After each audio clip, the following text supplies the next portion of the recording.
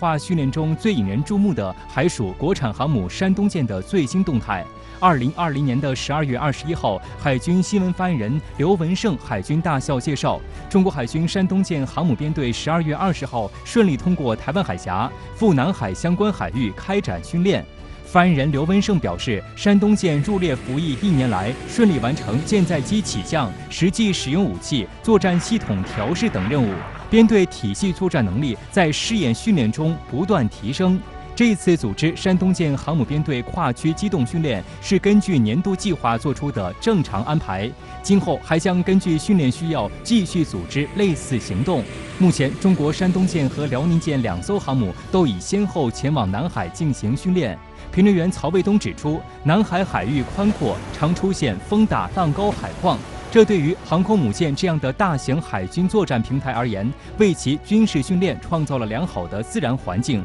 可以加快山东舰的战斗力形成。当这个山东舰在南海方向就是进行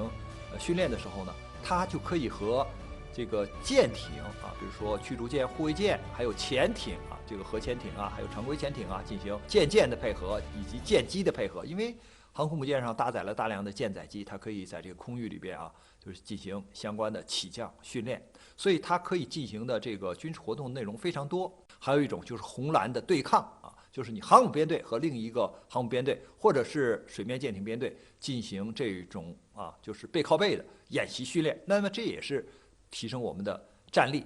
对于航母来说，战时会面临来自空中、海面、水下和电磁4维空间的威胁，因此编队作战是保证航母能够有效发挥战力的前提。以2020年4月辽宁舰的一次远海机动训练为例，当时远航的辽宁舰航母编队包括航母辽宁舰、导弹护卫舰枣庄舰、日照舰、导弹驱逐舰西宁舰、贵阳舰、远洋综合补给舰呼伦湖舰等6艘舰艇。有分析指出，这已经是一个成熟的航母编队，一旦海上遇敌，可快速构筑近层和外层2个防御网。其中，西宁舰和贵阳舰这2艘导弹驱逐舰在外层，为编队提供远程防空；枣庄舰和日照舰这2艘导弹护卫舰主要负责内层防御，其搭载的中程舰空导弹可以拦截外层防空漏网的敌方反舰导弹。除了防空，护卫舰还能用舰载的直9C 或卡28反潜直升机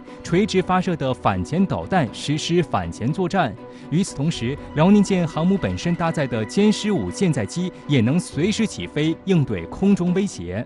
航空母舰它的编队如何去保证它自己的这个技战术状态，保证各个舰只的技战术状态，保证它还能够发挥它的技战术性能，这是非常重要的一个课题，这是一个非常基本也是非常核心的、非常关键的一个科目。所以呢，这些工作它必须通过远海航行来进行实践，来进行锻炼和检验。所以呢，必须要进行长期的这个非常多的这种远海的航行呢，才能够把这些能力进行有效的锤炼，才能够帮助这个整个海军提升它的核心的战斗能力。山东舰的每次亮相都牵引着大家的目光，同时也体现中国航母力量的快速形成。2017年4月26号，国产航母山东舰大连下水调试系统设备开展系统试验。2018年5月完成首次海上试验任务，多项设备得到测试。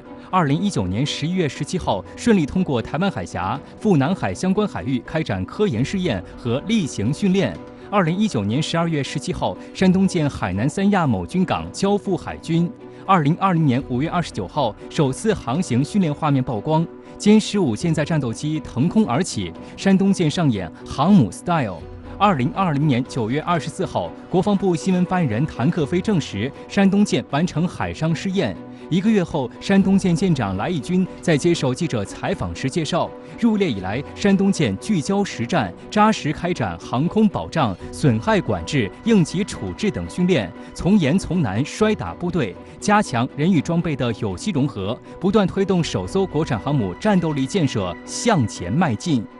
航空母舰其实一艘呢，它在这个一年当中大部分时间它的这个出动能力都是受到严格限制的。但是2艘航空母舰呢，可以大大缓解这个问题，尤其是在距离本土、距离咱们中国比较近的一些海区，它可以进行这个长期的活动，可以保证2个航母基本上可以保证有一艘随时可用啊，在比较近的这些海区。那么另外呢，在这个预有准备的情况之下如果面对大规模的战争威胁，那么可能2艘航空母舰也可以保证都出动。在预有准备的情况之下呢，这种时候就可以体现出它的规模效应了。据央视此前报道，山东舰上的歼15战斗机连续多天高频率起降，完成最大架次出动回收等训练任务。这一训练的基础和必要条件是航母舰机的高度融合和全体官兵的密切协同。对此，评论员曹卫东指出，山东舰要形成战斗力，一定是舰载机起降的次数或者频度最大。所谓最大化，就是一个要体现昼夜，就是你白天黑夜都能起飞，这才能